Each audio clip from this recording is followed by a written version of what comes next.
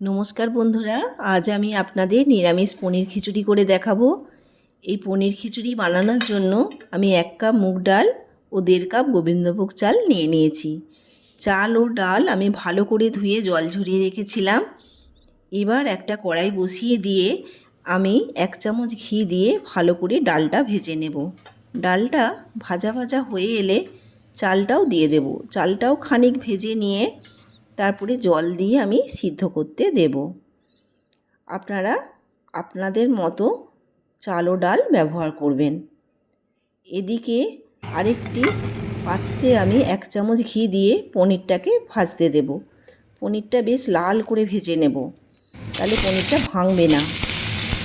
এবার ওই পাত্রেই জিরে, শুকনো লঙ্কা আর দারচিনি ফোড়ন দিয়ে আলু, টমেটো কুচি আর কুমড়ো ভালো করে ভেজে নেব। আপনারা আপনাদের পছন্দ মতো সবজি ব্যবহার করবেন।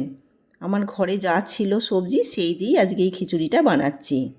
মশলা হিসেবে আমি ব্যবহার করেছি আদা, জিরে আর কাঁচা লঙ্কা, লবণ, হলুদ আর সামান্য শুকনো লঙ্কার গুঁড়ো।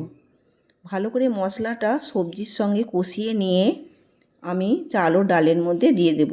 চাল ডালটা হাফ সিদ্ধ অবস্থায় দেব। এরপর মশলা ধোয়া জল দিয়ে খিচুড়িটা ঢেকে দিয়ে একটু হতে দেব।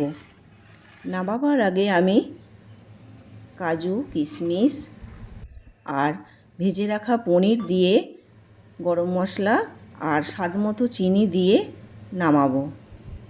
সম্পূর্ণ রেসিপিটা আপনাদের কেমন লাগলো জানাতে ভুলবেন না। যদি ভালো লাগে একটু লাইক করবেন আর শেয়ার করবেন। নমস্কার, ভালো থাকবেন, সুস্থ থাকবেন।